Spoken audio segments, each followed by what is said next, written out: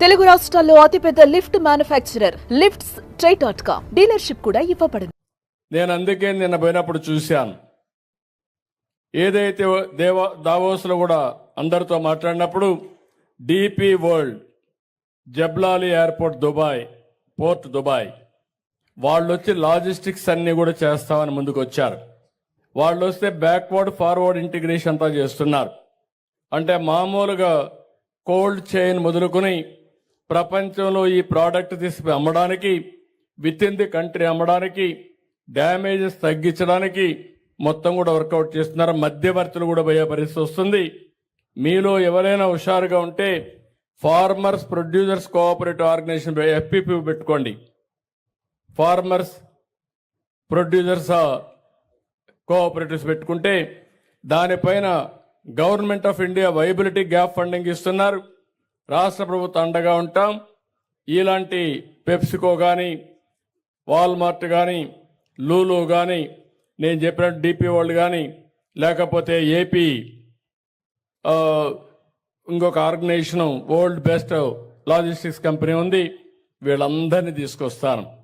ప్రభుత్వం పూర్తిగా అండగా ఉంటాం. అందుకే 5 ప్రాంతాల్లో 5 రతన్ టాటా ఇన్నోవేషన్ హబ్స్ కూడా పెడుతున్నాం.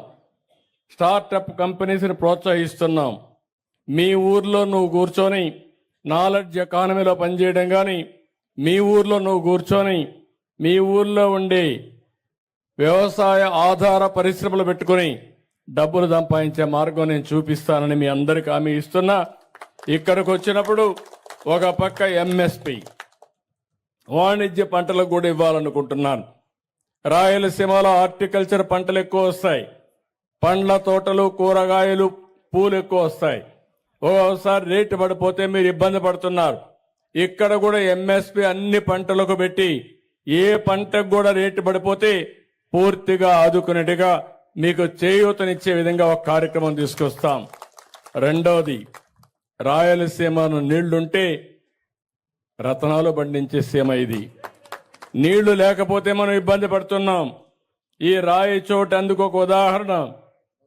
ఈ రాయి చోట్లగా నీళ్లుంటే ఇప్పుడు మన పిల్లలు మాట్లాడినట్టు వండర్స్ జరిగేటివి. కానీ కొన్ని సమస్యలు వచ్చాయి.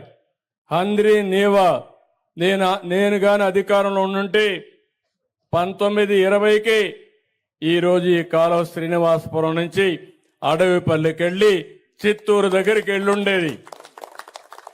5 ఏళ్లయింది. ఒక పైసా ఖర్చు పెట్టలేదు. ఖర్చు పెట్టకుండా ఈ ఎడారి ప్రాంతాన్ని ఎడారిగా మార్చేసే పరిస్థితికి వచ్చారు. ఈ సంవత్సరం నేను మొన్నే టెండర్లు కూడా పిలిచాం. ఆ నీళ్లన్నీ తీసుకొస్తున్నాం. ఏదైతే తంబళ్లపల్లి నుంచి నేరుగా ఒక కెనాల్ ఇక్కడికి రావాలి, శ్రీనివాసపురం రావాలి. అవి చిన్న చిన్న గ్యాప్లు ఉన్నాయి.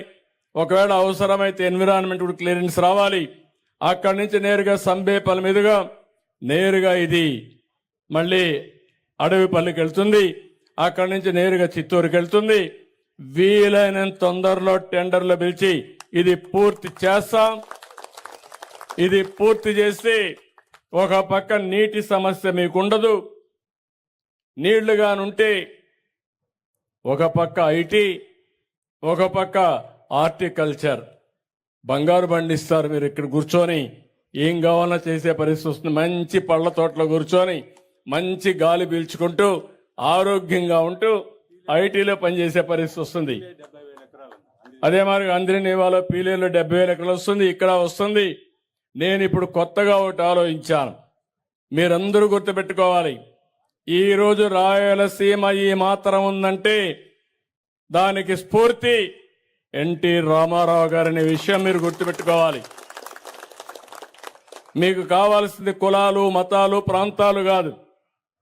ఎవరు న్యాయం చేశారు, ఎవరు ఈ ప్రాంతానికి ముందు చూపుతో ఆలోచించారు, ఎవరి వల్ల మనం అందరం బాగుపడ్డాం, ఏ పార్టీ వల్ల లాభం వచ్చిందో మీరు ఆలోచించుకుంటే ఒక్కరు కూడా రాయలసీమలో వేరే పార్టీకి ఓటేయరు.